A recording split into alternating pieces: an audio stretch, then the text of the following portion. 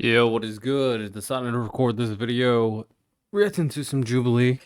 I would try to react to it live. I might try to do more live streams, but Jubilee doesn't like it when you're reacting to their content live for some reason. They keep on giving me copyright strikes or whatever. So let's Fighting dive Satan, right into and it. Satan being Trump. You know, I'd rather the dog catcher be president of the United States over Donald Trump. I would rather a rock with googly eyes be the president over Donald Trump. Step forward if you agree with the prompt. The far left made us lose the election. In the interviews, I did have a lot of people agree. Ooh. Show yourself. The far left made us lose the elections. I mean, I think they're a part of why the election was lost. Did they make, or are they the sole reason? No, it's never that simple. Show yourself. Okay. Let's go.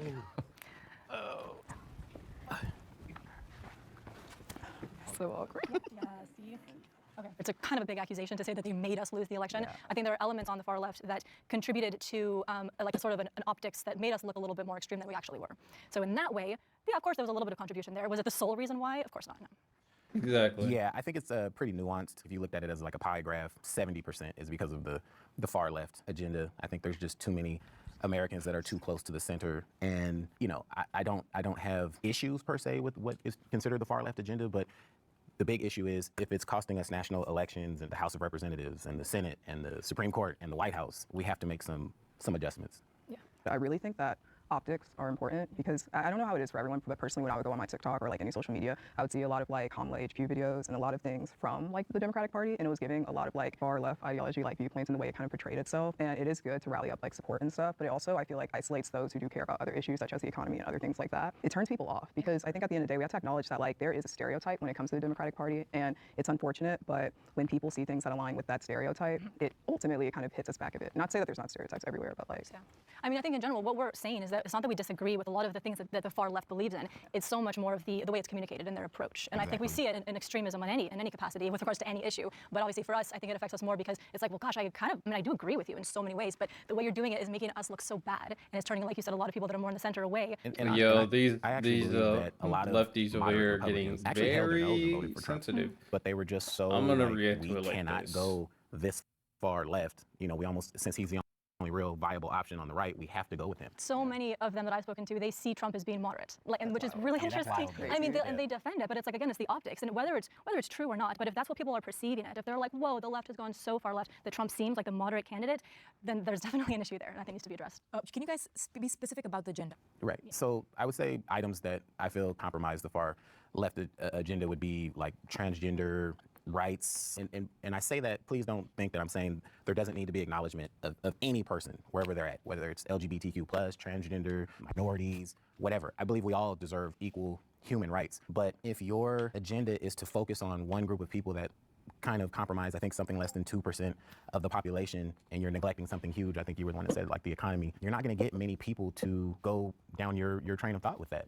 I feel like the Democratic Party was like, we're going to hit all of these left ideals. We're going to hit about trans rights. We're going to hit about women's rights. We're going to hit about all of this. And that's what kind of led things to the back burner. And the problem is when you do hit certain demographics, like you do want to send a message out to all women, you kind of forget the fact that like not all women want abortion, right? Sure, yeah. And by having that emphasis on like these pinpoint issues, you really do neglect the majority. Yeah, and I mean, the exit polls showed that the two biggest issues Americans on the whole, all Americans cared most about was the economy and immigration. Right. And like the percentage that cared about things like abortion and race relations, like they were on the map, but they were so small in comparison to these bigger issues. I would say that I do hesitate to call it a left-wing agenda because it sounds kind of sinister. See, I mean, considering their reaction, it's basically proving their point. Like, they're overreacting. They're feeling so offended. It's like, no, wait, nah, this can't be. I can't believe it, right? When everything they're saying, for the most part, has a level of validity to it. When you say that on the right-wing agenda, and it's almost like they're trying to infiltrate and control everything, and therefore they're bad, and we must destroy them. I don't really like that terminology. But as far as what I think, if we had to call it an agenda, what we see happening on the left is that they're really set on putting everything in terms of race and sex and sexual orientation, and it causes a lot of division. It causes tribalism. And again, I'm not saying that that's their intention. I'm not saying that's their agenda. I'm not saying that they've written it out like this is what we're going to do. Optically, that's how it looks. That's how people are interpreting it, and it wasn't very unifying for a lot of Americans. It wasn't the most important thing to a lot of Americans when we had things like immigration and the economy that it was affecting everybody, and everybody really cared about. And now, can the disagreeer step forward?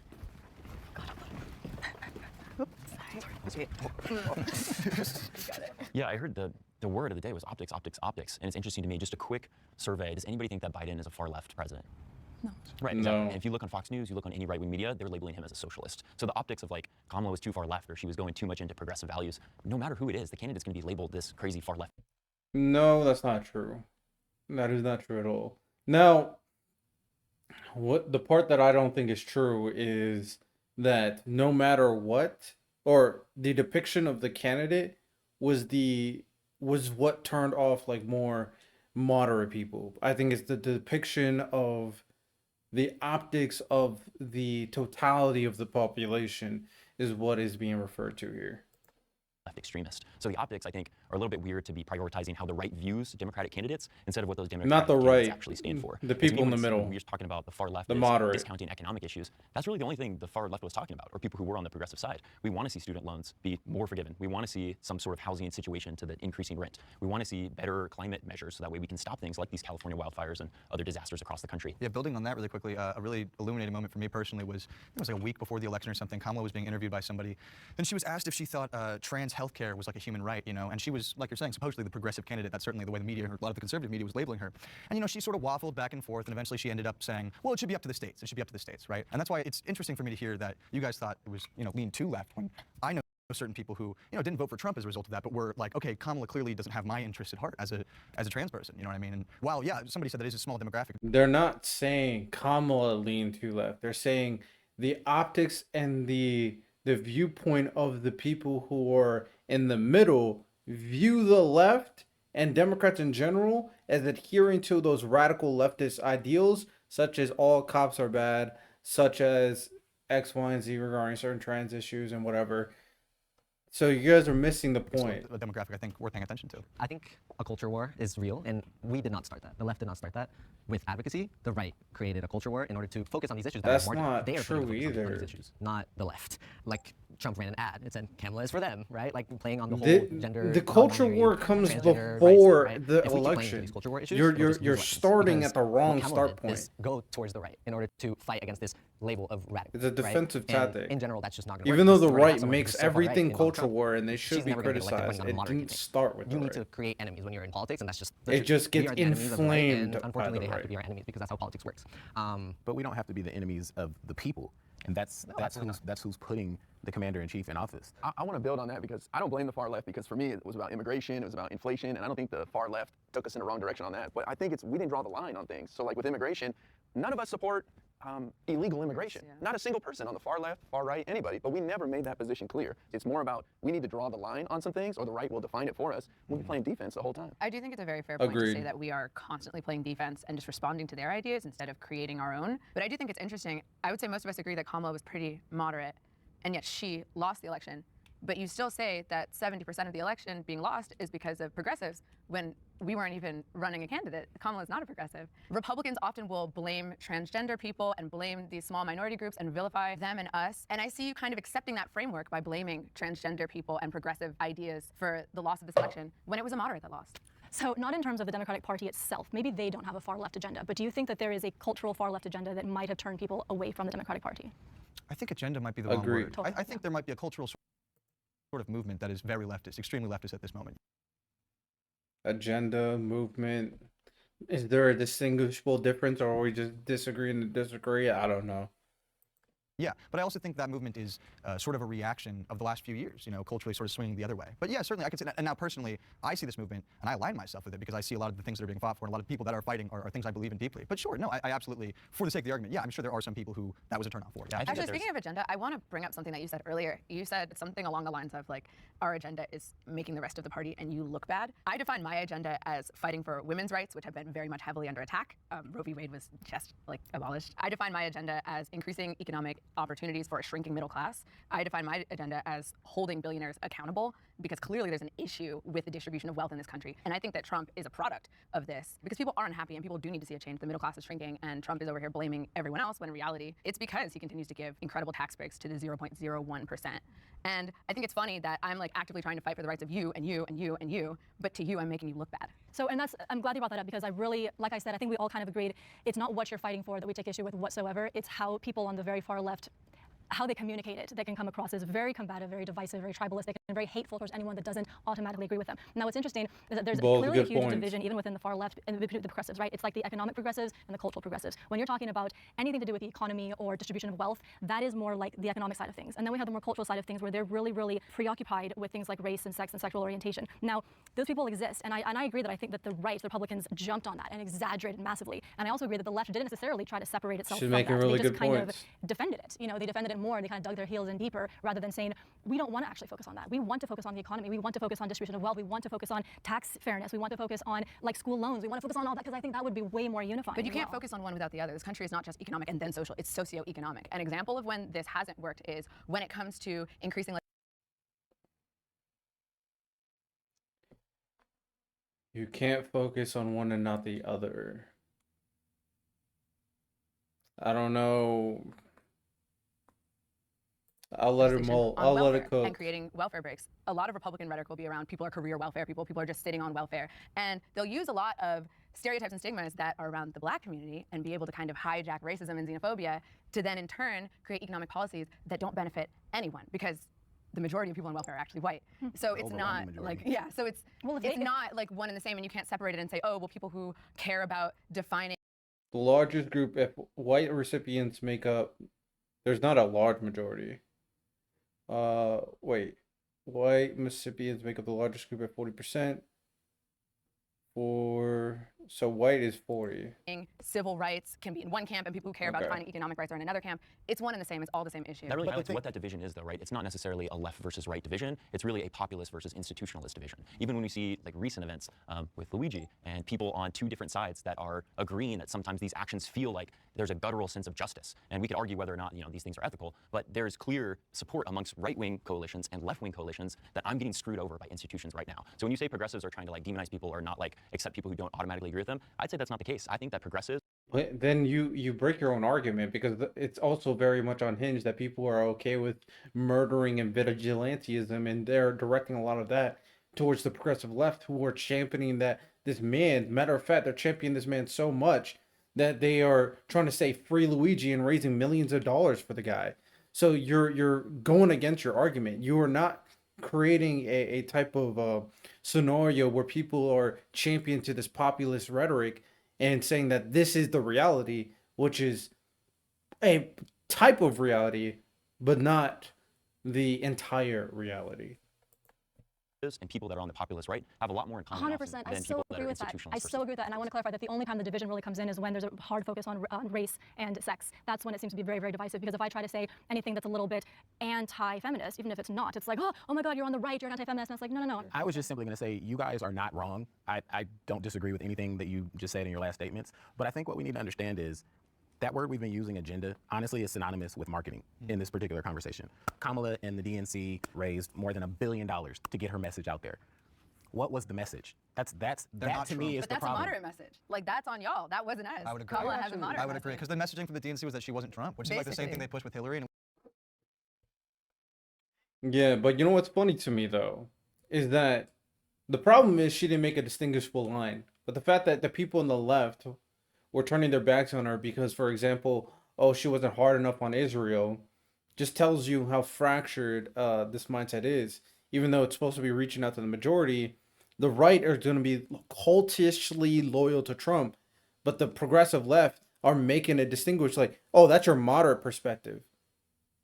So not only is there a viewpoint that the left is unhinged, but also within the left itself, they all distinguish themselves from the moderate. So that fractionalization is part of the problem on why the election was lost. That fractionalization that you're referring to, you are ruining the optics while also distinguishing yourself and not supporting the current left. Like, I'm not saying you have to, but you can't just deny the reality of the role that the far left has brought to the table. I mean, at least that was the progressive perception of the situation, 100%. I mean, at least we have an agenda. I feel like a lot of the moderate agenda is just like, we're not that and we don't like that. I do have issue with this though, because What? it's like some progressives separate themselves from moderates and are like, well, that's on you guys. Like, no, we're all on the same team. Like, I feel like a lot of progressives didn't find a reason to support Kamala. No, and I get kept that, fueling but he just said that anti-Kamala fire. 70%, like it's 70% progressive ideals' fault for losing. I'm just in the I'm context of this Understand conversation. when I do said agree that, with you have to understand when I said that, I am in no way, shape, or form attacking the progressive agenda. There's that word again, right? What I'm saying is that the overwhelming majority of the country can't process what it is that the progressives would like to enact while they're in power. Well, that's and, not and, us. and, hold on, and I fully feel like 50% of something is better than 100% of nothing. And right now we have 100% of zero. So we have these progressive ideals, these progressive ideologies, philosophies, this progressive morality that I don't really have any issue with. But what good does it do us in our pocket? So why do Democrats not align themselves with that then? If there's no issue with these policies, with these ideas, with these philosophies, that's my question. I guess I would come back with, you realize that in like the last 100 million elections in the United States, Democrats always win the popular vote, except for this year. To me, that's the most telling statistic of anything that came out of this election, was that the majority of people in this country are now saying, whatever's over here on the left is just too much. And I would argue that there's no one who's espousing that. It just There's feels no like one you're in the blaming us establishment. when the candidate No, who it's didn't not win the popular blame. vote It's not isn't blame. even Biden progressive. Biden won the most votes Democratic in American history, and he ran on a very progressive campaign. Did he live up to a lot of those promises? No. He did not. But he ran on a very progressive agenda, and he got the most votes in American Can history. you? But what- you can realize that the Democratic Party was always known as the party of the people, the small business guy, the working class people, unions, right? So what does it say to you guys? Biden did the same thing Kamala did this year, was saying how horrible Trump was. Now, it's just I think there's more factors to play into it, but there's a disconnect in this conversation. That most people have now associated the Democratic Party with wealth and elitism, right? But that's a cultural issue. You're arguing our case. You're arguing our case. That's why I'm talking about the marketing Join aspect us, of it all. You're over here. You're over here. I agree with what you're saying 100%. I is the completely DNC agree. right now. The I DNC is completely part of agree. the- No, you're absolutely right. Can you erase that? Y'all better leave that in there. Moderate Democrats have shifted too far to the right. See, they're proving I the myself have point shifted pretty to the easily. right, and it is very uncomfortable for me to be like, wow, why are they looking more reasonable? Why are they easier to talk to? Why do I like them more? I've been a liberal my whole life. I mean, my whole family is Democrat. I've always been on the left, and so just for me personally, I know people who are similar to me, where they've been voted Democrat their whole life and they've been liberal, and we're like, they look not the extremists, obviously, but there's a lot of MAGA people who are awesome. Like, they're so nice and they're so fun to talk to and they're so willing to listen to me. And so in that case, I feel like, man, I just kind of do better maybe in the middle or a little bit more to the right. Okay. All right. I take back what I said, because I'm thinking moderate Democrats. I'm trying to think of this through, because I think there's a lot of fake centrists out there, but I don't think a fake centrist would be a moderate Democrat necessarily. So this is a tricky one. This is where definitions matter a lot. Because I'm having a hard time having conversations that feel constructive with people on the left. Can you talk about like what issues that you feel like you Yeah. shifted more right on? So when it comes to things like, let's say, immigration, people on the left, if you bring it up, they're like, it's not a problem. It's not a problem. Like immigration, I think it's a problem. that's awesome. So glad that people can see that there are people out there who are more on the progressive side who say that it's a problem. Because when I've spoken with people, they kind of want to downplay it. They want to justify I think it. it's They want to say these people not are as helping the big of a economy, they're problem not as, committing enough crimes compared to Americans. But that's that's I mean, so true. that is true. Those things are true. So- but it's still a problem. We can't sustain 11 million new citizens.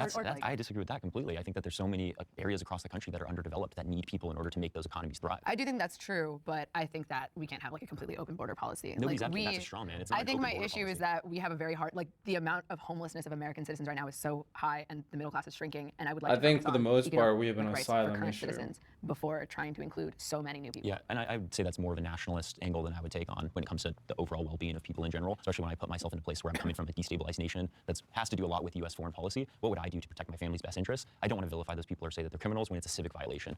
People who run a stoplight, we wouldn't call it criminal. Even though they've technically broken the law, I wouldn't call it criminal. No, if the that makes sense. vilification is just end that, cut that shit. But at the same time, it is an issue that we need to address. Them as people is not the issue, but we as a country have not really come up with a great plan for immigration. Yeah. So then that sounds more moderate to me. Like that sounds a little bit like I can have a conversation about that. That's just one example of it's because I'm not sure they have to feel like they have to defend their stance so strongly that anything that challenges a little bit they take as being like an attack on them. And it's like, no, I just really want to discuss the issue, especially when you can see how big of a problem it is for so many people in the country where they really have strong feelings about immigration. And if we just kind of say, well, no, I look at it differently, and no, you're dramatizing it, and no, maybe you're just racist or whatever it might be, that's kind of where I kind of split from. Well, the it is liberal rooted in a side. lot of racism. I mean, you don't think Trump saying that Haitian immigrants are eating cats and dogs Yeah, for isn't sure. racist? Yeah, no, absolutely. Statements like that are racist. But just because he says that doesn't mean that people who maybe are questioning the way that we're dealing with immigration right now are automatically. But Trump is everyone's defining a questioning the way we deal rhetoric. with immigration. I mean, hope so, but yeah. when Trump made that statement, like hate crimes against Haitian immigrants increased.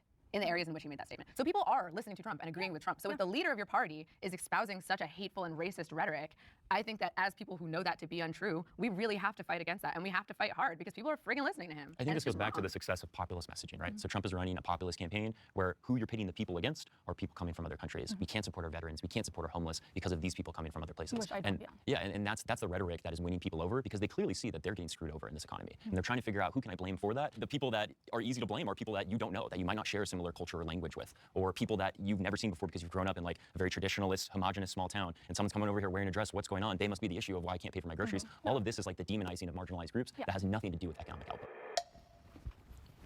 Yeah, so I think for a lot of people it's a sort of cultural thing, you know, but I think the reason I stayed standing was just my idea that, you know, anyone who truly sort of believes these things isn't really good. I mean, if they learn things are going to shift in directions, obviously, but aren't going to shift necessarily too far in the opposite direction, in my experience. Obviously, there are exceptions and that kind of stuff, but I don't think necessarily there's some, you know, big issue with the moderate left in general. I don't understand how moderate Democrats could have shifted too far to the right when there's only one, and I can only speak personally right here, but there's only one issue that I probably would have to agree with Trump on at this point, and I don't like the way he handles it, but I do like the marketing, which is America first, right? So as we know, we've had these horrific fires blow through Altadena and the Palisades and all over California just within the last few days, right? Devastating communities, right?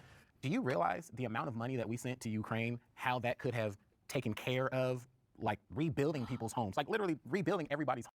Hate that argument. Anybody who brings that argument, I hate it. I understand why they think that, but I think it's not a good argument. Maybe someone up here will say why, but I'll just let it be for now. It's just that's not a strong government. I get the sentiment. I understand why people think this. Rebuild if they can actually do it, right? Well, let's see how Trump helps them since he's so American. I'm very excited to see how Trump sends aid I to have California. zero faith that Trump is going to do the right thing on almost anything, but I'm just saying the messaging of America first resounds very loudly now and very emphatically with the people, and that gets back to the whole popular vote thing. Most Americans are now saying, dude, we've got millions and millions of people coming across the border who are just draining the resources of this country. I happen to be married to a beautiful woman from Ghana, West Africa, 22 years in a month. When we first got married, you know, financially we didn't have much, and that's all great. We built a life together, but we had almost next to nothing. But we had to pay an attorney to do all the legal machinations, and I think it took something like 10 years. She was naturalized in the LA Convention Center downtown. So I personally can identify with a level of frustration when it comes to basically people just flooding across the border. But I also acknowledge there's a huge racial component to it, because why do we not speak to the northern border at all? Yeah. For those of us who have been across the border to Canada several times, we know how easy it is to go and come. So personally, if I was a terrorist or if I wanted to do America harm, I wouldn't even be thinking about the southern border. I would go straight At to one point, it. Trump called Ghana and several other African countries, what do you call garbage countries or something? Yeah, Yes, there, that was Wait, sorry, maybe I'm ignorant on this. Do we have mass immigration coming down from Canada? I can't. Why would they want to come Um, here and give up their healthcare? We do have Racial we do elements. have I think that a lot of immigration. Trump's rhetoric is taking these kind of the fascist playbook and using it in an American context when we as a country are very kind of confused and angry. And he's doing, like, didn't J.D. Vance once call him like Hitler? Hitler. Yes, his own vice president. Like, it's clear that Trump is a fascist. And I think that giving a fascist or someone who wants to be a fascist any concession on literally anything is playing into that fascism. I think you have to be so like powerful and proactive with your defense against fascism. So I think in that sense, the concessions towards the right are moving, because the right is just moving in a direction we cannot go. So that's why I think that the party is going a little bit too far that way. But the concessions are, I don't think you're giving enough credit to the people who are already on the right, who are now headed extreme right. It's not necessarily the people who are on the left shifting over to the right. It's the people who we once considered like reasonable, rational human beings, just right of center, are now like, But that's give me fascism. the hat. That's Give me how the that hat. works. If you give a mouse a cookie, like that's what's going to continue to happen. So we as a party have to pull everyone back towards the center. We really do. And that does not start with concessions that way. So you know? can you just give a couple examples of what you see as being the most alarming fascist elements that we are contributing to by potentially moving towards the right? I think that agreeing with Trump on the issues of social justice, like social rights and civil rights, should not be a question. The fact that we're starting to question again Roe v. Wade, the fact that we are pulling critical race theory and teaching from classrooms, the fact that the dictionary has been banned in several schools in Florida, like the dictionary, like if that ain't some shit from Fahrenheit 451, I don't know what is. And the idea that like, oh, but there's some good people and we have to like try and talk to them and find a middle ground, they don't want to compromise with us. Kamala Harris was a She was terrible making some presidential great points there. Terrible presidential candidate is crazy. So yeah, I'm just gonna get us started because I feel like I have a pretty quick little diatribe here. I just feel like she was very uninspiring. I don't think she spoke very well to the working class American. I think it's clear she divided the party in kind of in two. And even though it seems like a lot of people want the same things, she raised a lot of money and where to go, right, towards a bunch of commercials that didn't really convince anybody and campaigning around a bunch of states that didn't amount to anything. So yeah, I think the Dems have a terrible habit of betting way too hard on a candidate they're sure can't fail, that it will fail. It's interesting you say that. What? Because part of me wonders, did anyone really like bet on Kamala? The same thing to myself so many I times. did honestly, that she was Jubilee kinda- video. I think a lot of this is going to be I blind hate. I So totally did. I'm curious to I'll see just on the be forthcoming with this. I contrary. advocated for Kamala. I disagreed with her very strongly. I made that. I'm more 100 so days, what is she curious. supposed to do? But let's give her some credit. She got people pretty fired up. Remember the whole Brat Summer thing? Kamala is Brad. Right, Yeah, like that's this- what she said. That will help us for the next decade. And that's what opinion. She had 107 days. And some of you guys have made the argument 100%. But I do think she should have been more proactive at the beginning of her. As soon as Biden announced he wasn't running again, she should have hit the ground running because she didn't have that much time. Well. So look, the prompt is she's a terrible candidate. Was she perfect? No, but she was thrust into an impossible situation, in my opinion. She had 107 days, and some of you guys have made the argument, giving her some credit. And I think Biden is the one to shoulder the blame because he should have known a year out, hey, maybe I'm declining a bit and I shouldn't run again.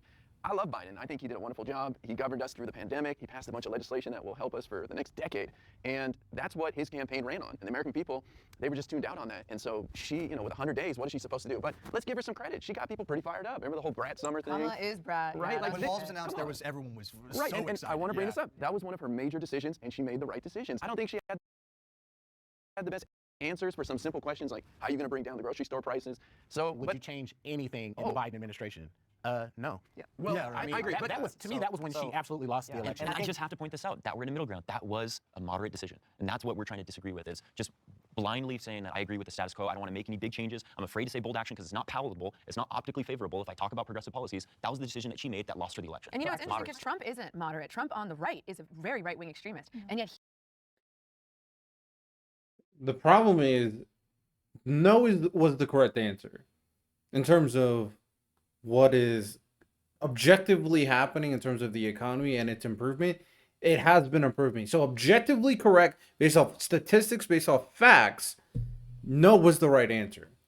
Optically, based off how people are feeling, it's the wrong answer. So there needs to be a nuance to he that. was able to get elected. So if a right-wing extremist can And she get needed to elected have a on better campaign answer is than rooted in that. fear, how come a left-wing extremist can't get elected on a campaign that is rooted in hope? At the end of the day, I think Kamala Harris was a candidate that started off very well, and then she became terrible. I don't think she was. Well, the thing is, there was no solution to the grocery store prices, but Trump lied his ass off and said, I'll bring them down. Sure, no why problem. didn't she keep lying? Well, maybe she should have lied. I wondered the same thing myself 8 million times. And don't think you have to you- lie. these- Why can't you actually lie? again, a lot of Why can't you blind lie? hate. None of them You're really absolutely have right, but this is the game, real. brother. To This be is the fair, I game. wasn't. Can we have Michael? Can we I'm not saying it's right or I like it, but it works. It's an effective strategy. 9 out of 10 people don't understand macro. So they're mad at Kamala. I don't know how to pronounce it. They're mad at her because she didn't lie enough. That's what you got to do. That's the answer. You got to lie more. Economics. Yeah. And you Right. have to be able to explain to people how and why your prices are actually going to go down. I guess if you're anyone other than Donald J. Trump, because he can say anything and he has a whole contingent of people that just believe what he said, which is sad, but that's a whole other conversation. Kamala, as intelligent as I know she is, I just know she is. I've never had a conversation with her, but there's just clearly a high level of intelligence there.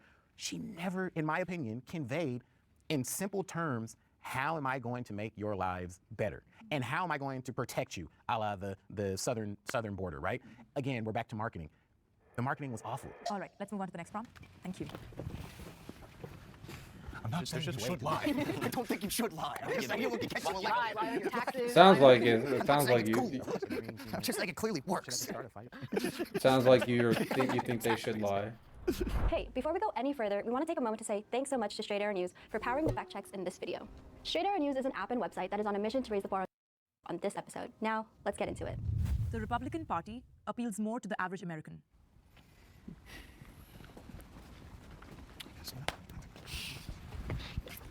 Yeah, I think it's obvious that the Republican Party appeals more to the average American because I think our Congress is a reflection of ourselves. We vote for who we want in office. It's clear that the Republicans have won a popular vote in recent times, and it's unfortunate, but it's just a fact. I feel like as America's current state, the Republican Party is the party that says it's for the people. And even though it's racist and like sexist, like misogyny, all isms and like all the bad things.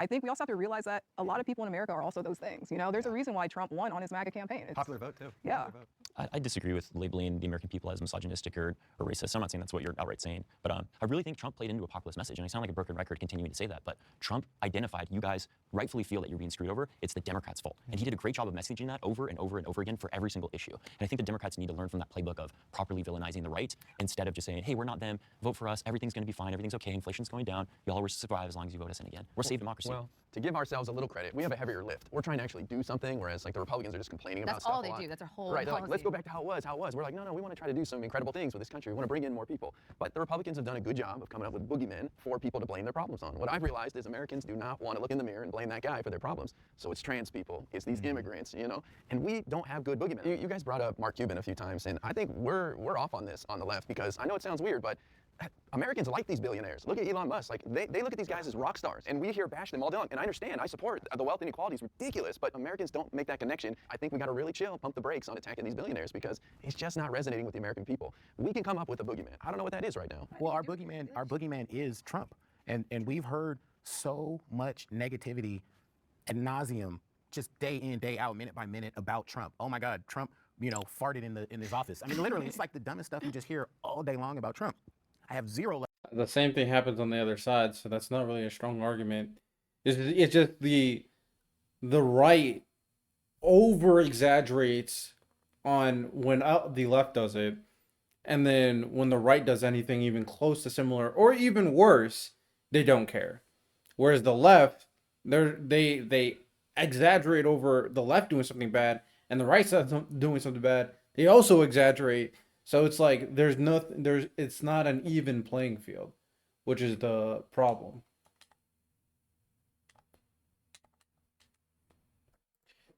Love for Trump, but I get so tired of hearing about all the things that he does wrong from the mainstream media.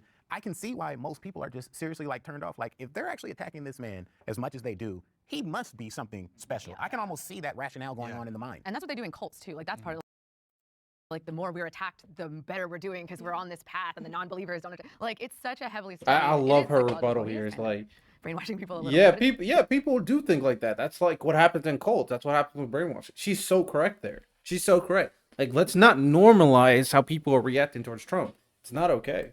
Working. Yeah, I think you know, it took me a minute to come over from there, and it was begrudging, to be honest with you. But I do think it's the truth, and I think it's Guy. I think you said it very, very well. I think a big part of it is messaging. You know, energetic, emotional sound bites and talking points work. Unfortunately, you know, and I think especially to the average person who's too busy working 9 to 5 to really be overly politically educated. You know what I mean? Like I'm from Louisiana. A lot of people down there, you don't really look for reading. You look for the sound bites. You look for the emotional clips, and that stuff it works. And it works because it tags into the pathos of what people believe in. It's like what they want to vote for and look for. I just think it's reflective of America. Because, Damn, Josh Allen of really course, wants the to South is always gonna be win. red, but like even places where there's like swing states, you know, Trump still pulled.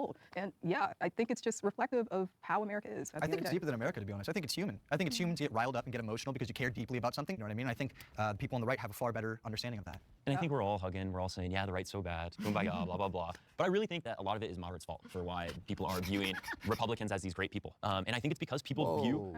Say anything about Republicans being great people. Well, that's what people that are of the working class, that's the prompt, is that people feel that the Republican Party better represents the average American. And the reason why is because the DNC for so long has placated to moderate views on how we're going to change our rhetoric, how we're going to change our marketing. We don't want to be controversial. We want everything focus tested. Trump went on podcasts. He tried to change the culture. He tried to change the way that people viewed him, and he used that populist message in order to build the flames of his campaign. And that's something that I think can rely heavily on the blame of moderates, not necessarily saying y'all, but moderate consulting class that usually is being paid by. I think I wonder when the Republican working class will realize he just doesn't care about them. I'd love to see the day. Why did Biden, who you've already called a moderate, I believe all of you referred to him as a moderate, how did he win Georgia? Because he ran a and progressive Kamala- agenda. Biden ran on eliminating student loans. Yes, he's done a lot for that, but he hasn't done significantly what he promised to do.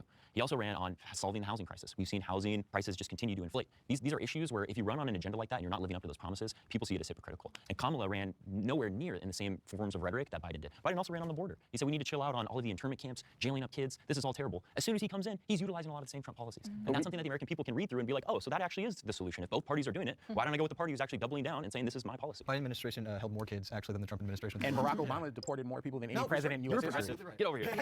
But you're right. But here's we got whooped on the border. People who voted like with the border as the #1 issue completely voted for Trump In Pennsylvania. Well, and that's why you're seeing the rightward shift, shall we say, from our Democratic moderates, because that's where the people are at. They've been convinced, whether right or wrong, that there's a problem on the border and that Biden's policy didn't work. But and lastly, I just want to say, you keep bringing up populism. I agree with you. Populism is great, but we are the establishment. We're fighting for the government. We're fighting for bigger government. It's easy when you're on the other side and like, we need the government out of our lives. We want to cut them down. Well, you But just I got to will come at say, it from a corporate angle, I right? think the Instead of- Republican Party does kind of fight for the government to an extent. Like not being able to decide what your children are learning in school, like trying to bring church into school, that's kind of big government. I think that that's a way, like, Agreed, completely dude, yeah. over-regulatory. Church and so state, it's so bro. funny that, like, I mean, the control of my womb, get the fuck out of my womb, government, get out. Like, I mean, it's funny that we're the party that's like big government, when I think both parties are kind of the party of big government, but what is that government doing? But to Guy's point, I think it's the rhetoric is like they're really coming out of like we need to remove government, even though they're going to utilize it and they're authoritarians. Their candidate is literally trying to become a I dictator know, on but day that's one. what's so frustrating. It's like they're Yeah. like, oh, we don't care the states' rights, but like you don't. But You're not doing our that. rhetoric can be an anti-corporate campaign. We can talk about how much corporate greed is ruining people's lives, their ability to provide for their families. That would resonate with the working class too, because Yeah. everyone. But we do, like, Bernie Sanders and AOC already do that, but it's just not popular. It doesn't really mean nothing. Like, you keep on saying these things, but I don't think these are popular to people. It's so unfortunate because you got something like Trump, right? But instead of blaming the corporations and all that stuff, he's blaming Democrats and politicians. I'm trying to see, like,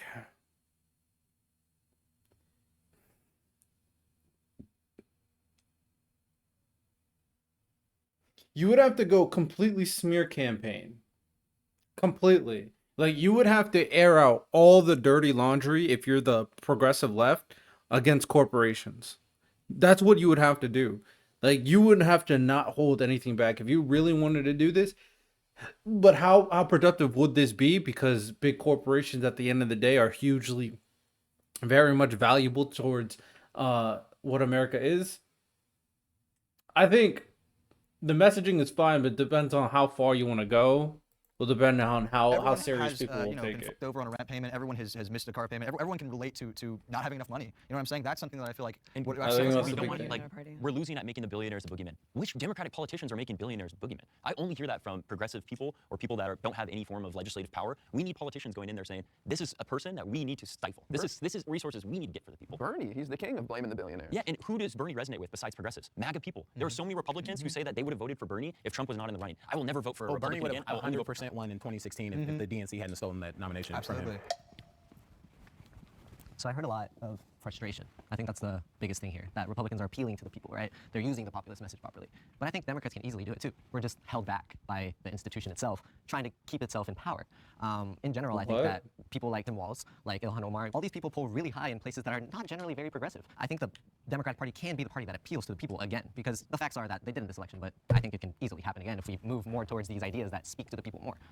Well, specifically, what ideas are you referring to? I think Medicare for all is an idea that a large majority of the population does actually agree with, and I don't think anyone in this country will tell you that our healthcare system is not broken. And I think that that's an easy idea to run on that will generally benefit the people and will get Democrats elected. I think way Medicare is a more good easily one. than running on being a border czar. When it comes to Medicare for all, I think people have to be beaten down way more than they are right now to give up what they have. People are terrified of the unknown. And for me, I just think things are not bad enough to get people on that side. Kamala ran on expanding Medicare to include in-home care for the elderly. That's costing people like $4 or $5 grand a month right now. You think they would have jumped on that? They couldn't care less. Didn't the man just murder a Healthcare CEO? CEO, and everyone agreed with him. And everyone was like, Listen, no, "Hooray for-" that's not like a reflection But of America. it is That's just a because reflection Of of the Okay, but did frustration you of the see it? American people. People in general do agree with these policies. Sure, they're scared of the unknown, but I don't see an issue with jumping into real change. And if you communicate that properly, which Democrats do not do, I think you'll easily get through and fight against these lies and these non-existent policies that Republicans have. Because you're truly speaking to something that will change your material condition. Once again, this whole thing comes back to marketing to me because I've heard interviews with hopefully, seemingly, maybe intelligent people saying on the right, saying, you know, I can't stand Obamacare and what Obamacare did to this country, but I love the American The Care Affordable Act. Care the Act, Affordable yeah, Care Act. there they I'm like, what? I think so. Randy's Either we're been on not that, yeah. conveying a clear and concise message about the things that we are doing for the American people, or they just hate all things blue. Because it's like, it's amazing. I'm like, you hate Obamacare, but you love the Affordable Care Act. That's a really good point, because again, going back to the exit polls, the healthcare was on there as well, and I don't know the percentage, but it was tiny in comparison to immigration and the economy. But which is causing which, right? It could be that because Trump just went above and beyond to discuss these issues in some capacity, whether he had plans or not is kind of irrelevant. He put the idea in Americans' minds, and so now when they leave the polls, they're like, this is what I care about. Versus, like you said, with messaging and marketing, if the Democratic Party did a lot better job at saying what you care about is healthcare, and say it over and over and over and over again until the people are like, I care about healthcare, and then the exit polls will change. Can you expand on, and you can end it. You're the only one who said that the Republican Party isn't appealing to the average American right now. Why do you think the Democrats are appealing more? So I don't believe that. I believe actually that Republicans appeal to the people. I do agree with the prompt, but I think that it has nuance to it. And I think that Democrats are able to appeal to the people if they want to, if that makes sense. And I think that the Democrats historically have been a party that appeals to the general populace more than Republicans. Republicans generally associate themselves with a donor class. I think that Democrats need to go back to the messaging that is truly a populist messaging. Biden was a great president.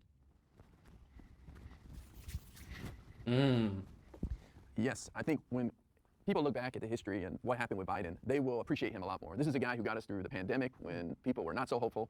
He was able I do think Joe Biden's presidency and like what he's done, once people take a step back, and just look objectively, will be like ranked like top 15 greatest presidencies of all time type to corral type Congress joint. and get bipartisan legislation passed. I mean, infrastructure bill, $1 trillion worth of infrastructure to upgrade our bridges, our tunnels, something that we've been needing for decades. A guy who brought back manufacturing to America with the CHIPS and Science Act. You know, just a solid leader when people are looking for that. So I think Biden had a brilliant presidency. It's sad that our fellow Americans aren't going to reward him for that, but that's the times we live in now. Maybe he should have dropped out, you know, earlier and given someone, passed the torch a little earlier. But as far as his presidency goes, I think this is probably one of the best in my lifetime, and I appreciate what he did.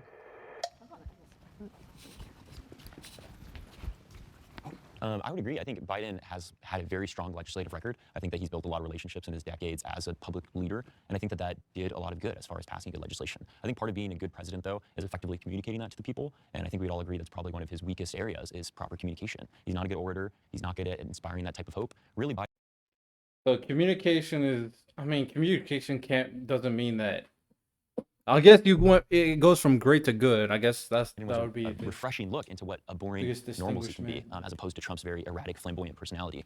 And I think that that does a disservice when it comes to highlighting accomplishments. Just a quick response. I vote for a president to make tough decisions behind closed doors, not to give speeches. So me personally, I understand the value in that, but to me it's more important than And I think you're engaged with the substance and the policy guy. You're just not the average American. People need somebody that they can look to that don't have any political education and be like, that's my guy, I want to have a beer with him. But they're going to benefit from what he did for years. But they're never going to give him credit for it. And if you vote for the other guy to undo everything you did he really benefit people in the long term? You have to be electable as well. You know, I think Obama, I have many, many, many criticisms of his presidency, but in terms of being a face for the country, oh my God, let's talk about amazing. It's class and it's friendly and the smile is perfect. And like, I don't think that's everything, obviously, but I think in terms of perception of the presidency, I think that has a big part to do with it. And unfortunately, that was just probably Biden's, one of his lowest points. And honestly, Guy, I see your point about the speeches versus the decisions thing, but if the guy can barely put a sentence together, how can I trust him to make a tough, like, call in the Middle East or something? His unfettered support for the genocide in Gaza. I think that the Israel-Palestine conflict is something that people have turned an eye to in a different way now, and Joe Biden stood on his ground about unfettered support for Israel in the Benjamin Netanyahu administration, which is a genocidal administration. Okay, so I have three very, very quick points why I would never, ever, ever consider Joseph Biden a great president. In my opinion, Joe Biden is widely responsible for the mass incarceration.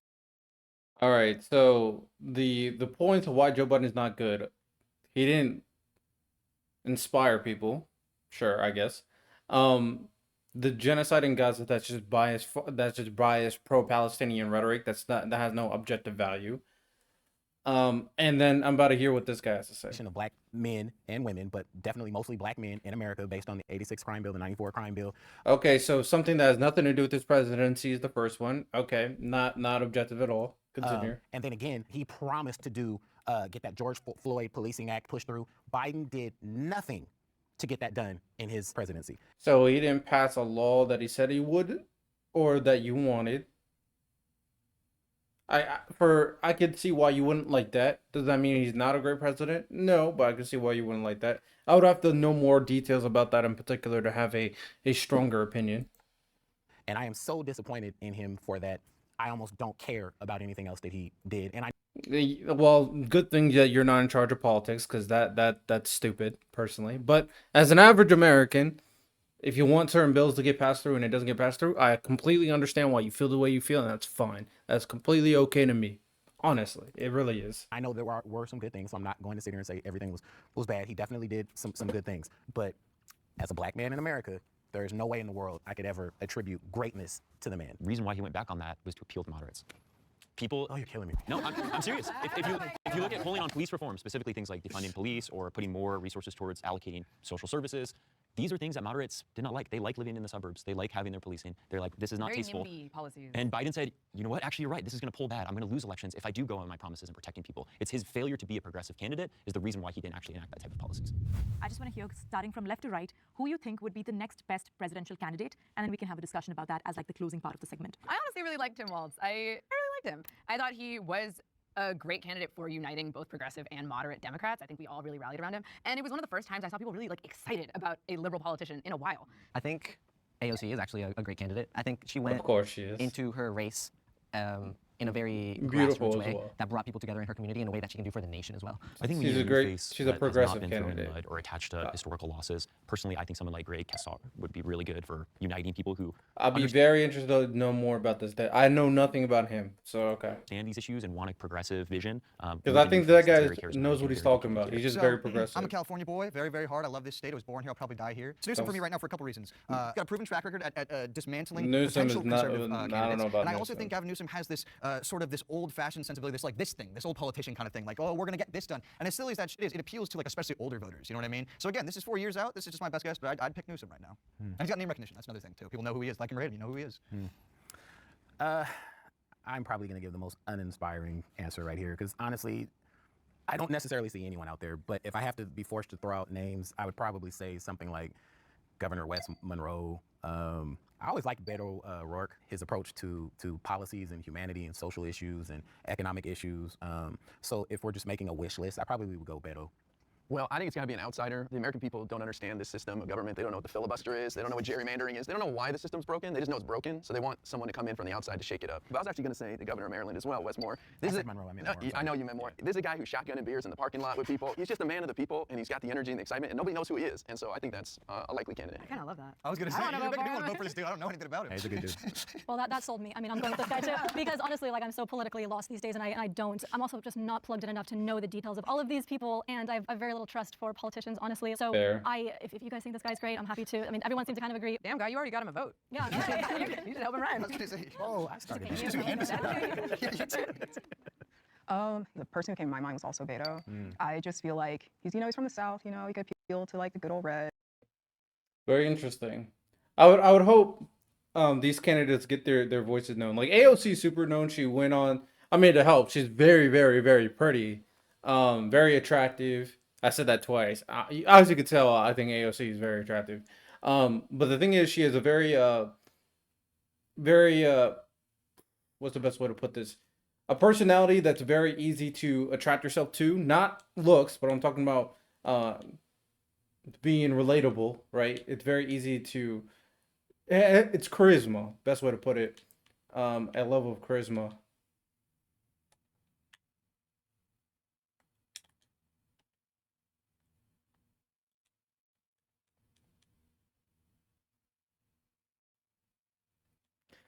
Someone threw a touchdown off a fucking BS throw. Oh, see when you play Madden at the same time. But AOC is very popular. Bernie's very popular. Newsom is popular, arguably for the wrong reasons. I would be interested to see more of these candidates get their voices known. And he's also just he has a certain charm to him. I feel like that's something we've been lacking recently with politics because I'm not sure if you've seen our recent politicians, but a lot of them are old. So we need younger candidates back. I'm not sure if I'm quite with the AOC train yet, unfortunately. I think she might be too young. Unelectable.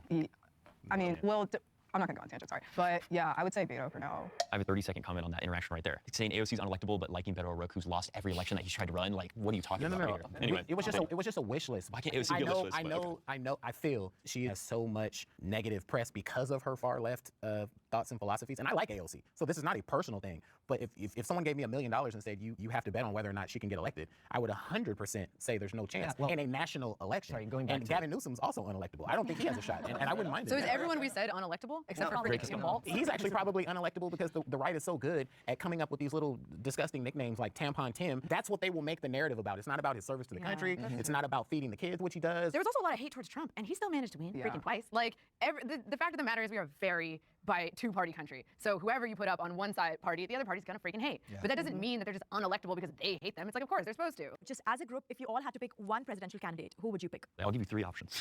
Greg Casar, John Ossoff, or Raphael Warnock. Those are. I like Warnock. Can we get behind very Warnock? good. Warnock is a pastor from the South. Yeah, Georgia he would senator. go very well too. And I'm from Georgia, so I actually voted for him in the election, and I saw people in my county that's very, very red really rally around sort of a candidate that was very, very different. I like that. Do you guys think he's progressive enough for you? He's a moderate, but I do like the progressive posturing he has, and he's willing to work with Yeah, progressives. Raphael Warnock. Raphael Warnock. Warnock, baby. Okay. Following the weight. Right. America is not ready for a female president.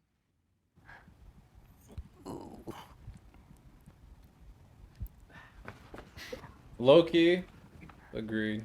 It's a tough one. All right, fine. It's a tough I won't one. leave you alone. Thank you. Thank you. Yeah. I say that America is not ready for a female president because they've shown us twice that they're not willing to elect the most competent person for the job who was a woman in both scenarios. Yeah, that's kind of my reasoning too. I wish we were. I would love to see a female president. Obviously, I don't just want a woman in office because she's a woman, but I would love to see a competent female politician have that historic opportunity. Which has been done all over the Western world and the industrialized world. In I mean, almost female leaders every are other- not rare at all. I mean, just our neighbors to the south. I mean, you know, Yeah, it's a shame, but I mean, if America was ready for a female president, we would have we one. would have yeah. we would have our second one. Yeah, So, so. yeah.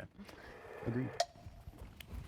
I actually think I would have sat down because you guys came at it from that angle. Because I agree. I think in terms of culture, America has an enormous problem with sexism. That was not the entire reason, but I think certainly played a huge factor in Hillary Clinton not getting elected, Kamala Harris not getting elected. I disagree with both of you. I think that it really depends on who the woman is. It's not necessarily because they're a woman. I think Hillary Clinton has historically been a very unpopular political figure. And when we see people like Nikki Haley get second runner-up in a Republican Party that is historically anti-women, who's anti-women's choice, uses a lot of sexist rhetoric, it's very indicative that people are changing that tide. Yeah, I think it's indicative of the policies that need to change within the party itself. It doesn't matter who's putting it forth as much. Sure, they have to be popular, they have to be likable. And Americans are more accepting of, I think, the general idea of having someone different than them, as long as they're speaking something that they believe in. Can I ask, you don't think there's, and I'm really not trying to gotcha or anything, I'm just like actually asking, you don't think there's a large sect of people that when they saw Kamala running or saw Hillary running, that was like, oh, that's a woman, I'm not voting for her? No, I think they saw what she stood for as a woman, and then they played into, oh, she's also a woman. Because let me Does tell that you- make Biden ran a But similar campaign, guys- and he You could guys, be elected. touching on misogyny, we're doing an incredible disservice to women by saying that it's not your turn, you're not ready because the American people aren't ready for you. Because not only are there qualified women, which I'm sure that y'all would agree with, but those sentiments is what plays into those actions. But that's not what I'm saying, Mason. I'm not saying women are not ready to be president. I'm saying it's time to acknowledge Well, the that American people are sexist. it's time to acknowledge the sexism of this country. I This know, but country has the an only- incredible culture of misogyny that's increased. Right now, the amount of misogyny that women have to overcome needs to be acknowledged. But let's also look at it more granularly, right? If America was truly a democracy and not a constitutional republic, Hillary Clinton would be the president of the United States because she actually won the popular vote. She won the popular I can already know that this guy has a lot of opinions that I don't like. Okay. That discernment doesn't really mean much to me. I'm trying to think.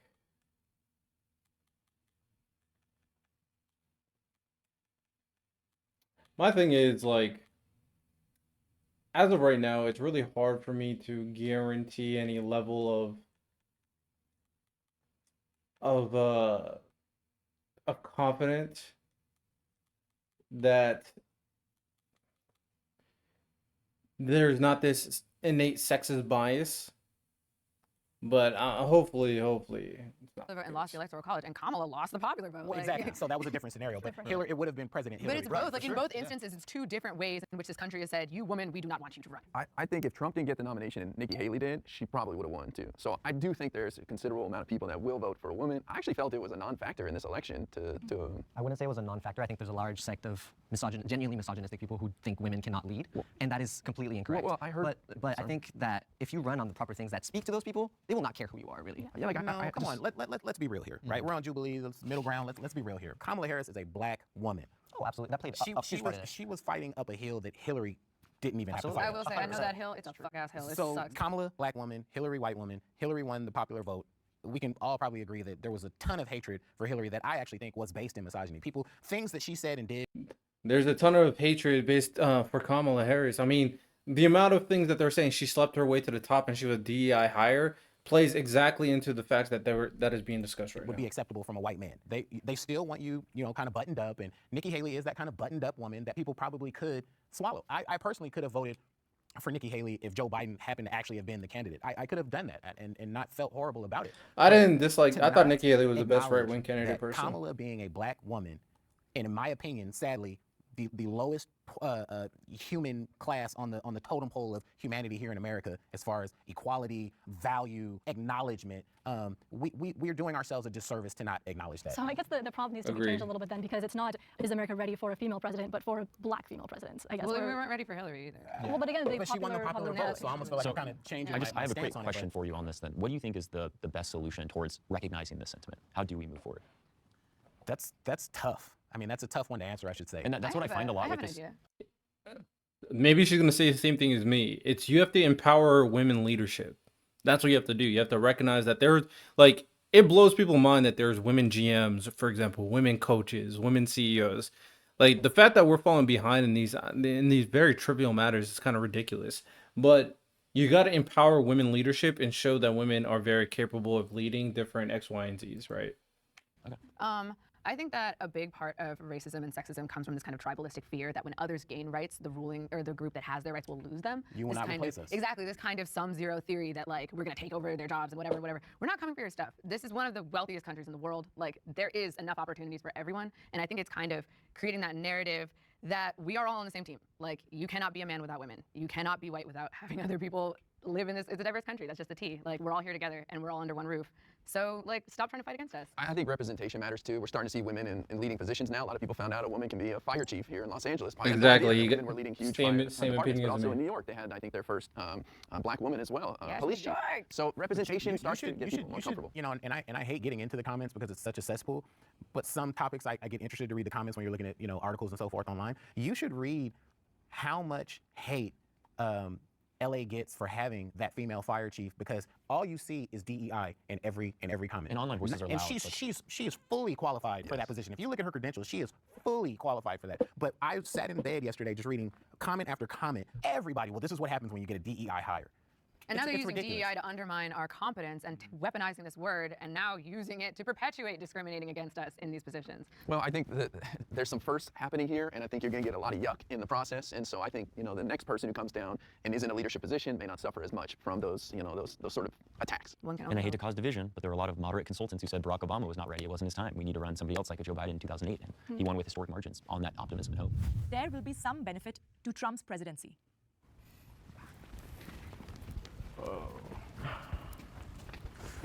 There will be some.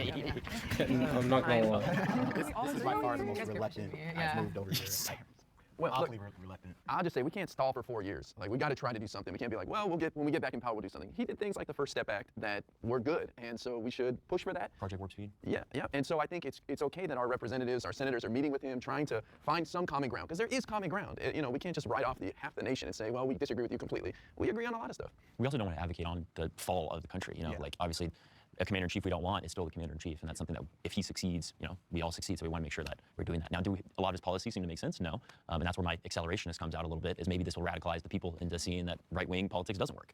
So we'll see what happens. I was literally going to say that exact same thing, and kind of combine it with guys actually too. Is that I think if anything, my hope is that this will mobilize people, get people moving, get people excited, or excited in like a let's get to work kind of way. Yeah, I think it has certainly the potential to be the start of something very good and big and powerful. Also, now we can never run again. So we're done. This is it. Last 4. Well, I personally hope that the war ends in Gaza. Just the overwhelming carnage that's going on there. I hope he does have some positive effect on that. I hope and pray we stop sending these just truckloads of billions of dollars to Ukraine for that situation. We will. And then lastly, again, like I said with one of the other prompts, I don't necessarily like how he facilitates this, but I do hope there is more of an America first spirit among Americans. To me, that This guy mean does cutting not off our fuck with all aid these to the other world, 'cause I also do countries. see America as, I think Reagan said it, that shining city on a hill. That One thing that I would say that could be a positive is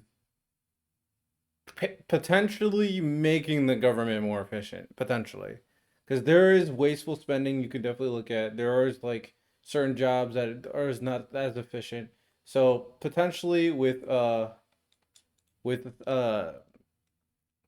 Elon Musk there and Vivek there, we could see a more efficient government potentially. Like I'm just being hopeful. that kind of thing.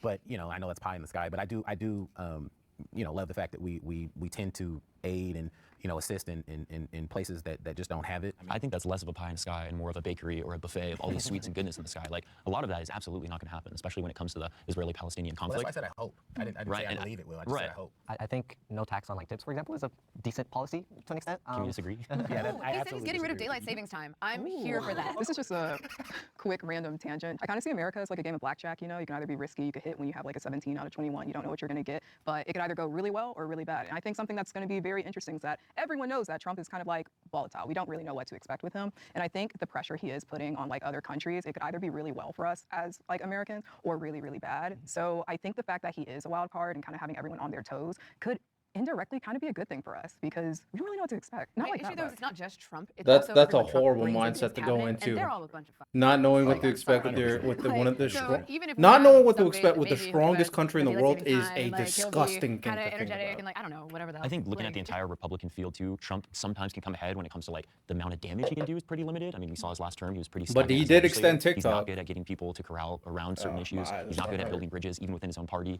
So in a way, he's not going to do a whole lot of harm. But when he it comes didn't have to the what House he and can the do. Senate in Yeah, there. he did. He did in 2016. Yeah. But the We're only thing relying he could on his pass was the incompetence. 2017 jobs. No, he lost them. tax He cuts. lost them in 2018, right? Right, Yeah. but he came in with all three. I am fearful, though, of not the next Trump, but who Trump will set the stage for. Someone who could, believes stuff as radically as he does, but actually has the political experience and know-how to really, really mess stuff up. That's what I remain fearful of. He's also damaged the Republican Party, where there's a lot of sycophants in there who only vote for him and don't vote down ballot. They think the rest of them are rhinos. So he might have screwed his party over for the next, few I hope he years. did, yes. That's another positive, though, is he brings out voters both who hate him and who love him. So he's not good at getting Republicans elected if he's not on the ticket. And we saw that in 2018. We saw that in 2020. We saw that in 2022. And we're going to see it in 2026. So. With regards to actual potential positive things, I know that RFK is controversial in his own way, but if there is a movement towards trying to bring back health in America in some capacity, I think that's really good. I think that used to be such a huge liberal thing to be so skeptical of the pharmaceutical industry. Yeah, and I the don't food like industry. RFK. Again, how they're bringing it forward may be problematic, may be hopeless, may not actually make any good headway, but the fact that Americans are talking about it again, I think is important. Okay, I have to hard stop full no. RFK is like the worst person ever. He has a sexual assault allegation against him currently of his old babysitter, his kid's babysitter he was assaulting. He, like his work in Africa. The thing about RFK Jr. is like his sentiment initially sounded good, so I could understand why people were on board. Well, once you get into the weeds on like what he really thinks about certain issues, it just starts becoming a little bit unhinged. Like his nonprofit organization is responsible for spreading misinformation about AIDS vaccines, which is had serious consequences for the spread of AIDS in Africa. This dude, he dropped a freaking dead bear off in Central Park. Like this man is the worst thing to happen to public health since like polio. I can't with him. Obviously, horrible, ridiculous things. I'm curious, what do you think he's going to, what's going to be so catastrophic about him with regards to American politics? Well, and let's just hope we don't have another issue like COVID in which people need to get vaccinated or they will fucking die. Okay, Like, well, let's hope we don't have to putting have any aside kind of a medical huge emergency. catastrophe like that, what do you think he's going to do that's going to be so horrible? Such as the bird I'm flu? genuinely curious.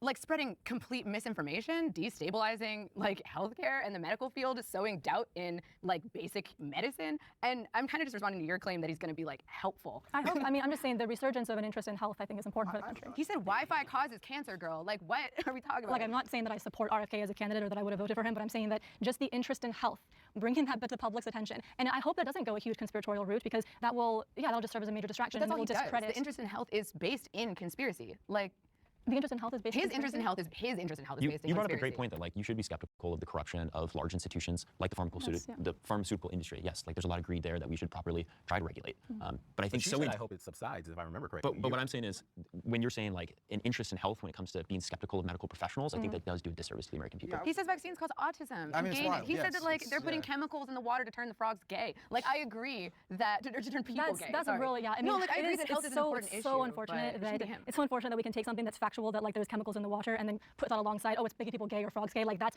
get rid of the second part. First part, yes, can we go with that and talk about that? So see, I agree that health needs to be a much more important issue because like nobody wants to die. Yeah. But at the same time, it's who is speaking on that issue, and he 100%. could not be a worse person to do that. I'm sorry, I gave it to you. No, I totally know. I just hate RFK so much. It doesn't bother me because I wasn't like a massive supporter of him. I'm not offended in any way by that. Do I you? did see your bumper sticker outside. Oh, I have no bumper stickers on my car. How dare you? Not true, guys. Not true. All Not right, true. let's come back to the prompt. If anybody can be specific about Trump. Well, he's also shifted the focus on the new media. I think can be good. A lot of it's bad. We don't know who's funding whose YouTube channel or whatever. But a lot of people are on TikTok, on Twitter, on YouTube, and so the fact that he's forced the Democrats to invest in that, I think, is a good thing moving forward. Yeah, it's kind of like he's bringing all of these things to people's attention, and maybe the worst people are in place to be like actually moving the country irresponsible. Exactly, but now it's kind of in everyone's awareness at least. And so then we can look back and be like, wow, that was such a good thing to bring to light, and they totally mismanaged it. But now we're all aware of it. We all care about it. So let's bring in someone that can actually fix the problem. Absolutely. Yeah, building on what you said, Guy, really quickly in new media, I think that's a very good point, actually. I hadn't actually thought about that, which is, you know, people laugh at it, but I think Trump and Vance going on Rogan did a huge amount for their campaign and people paying attention to them and listening to them, millions of views. Like, I think like literally tens of millions of views within days. So I think if that creates, hopefully, an environment where politicians, if they want to be taken more seriously, are forced to not go to the super rehearsed, super sanitized, you know, options, I think that's good. Now, I don't necessarily think Joe Rogan is the guy, but if he can start that, you know, hey, who am I to complain about Pete that? Buttigieg on Jubilee was There you fantastic. go. Yeah, exactly. And I give Trump credit for you know embracing that new media more than Democrats. Well, let's not go too far. Barack was the original, you know, utilizer of social media, His Reddit new AMAs and stuff. media. I mean, Yeah, no, for sure. Well, I do feel That's like Trump absolutely is kind of using new media because he's been villainized so much by those who practice journalistic ethics. He might not ban TikTok. We might get That would be TikTok. cool. That would be A lot of cool. funny memes on Yeah. TikTok. Yeah. He says he wants to fix voter fraud. You know, we might have more secure is a elections. non-issue. Yeah, so I think at the end of this, Might we've have argued a lot on both sides. I think it's clear, though, more- that honestly, we're all coming from the exact, well, not exact, but very similar position. We all have very similar wants and aims and goals. We all want a country that we can be proud of, a country that we can all live in and be prideful in. And yeah, I'm hopeful for the future, guys. You know, it's going to be a tough 4 years. I think if we work hard together, though, and we unify as a party, shit, we can weather any storm. We can weather any storm. Oh, that's beautiful. Cool. Shout out Jubilee. Let me know if you guys what you guys thought about that. That said, you have a good one. Take care. Peace.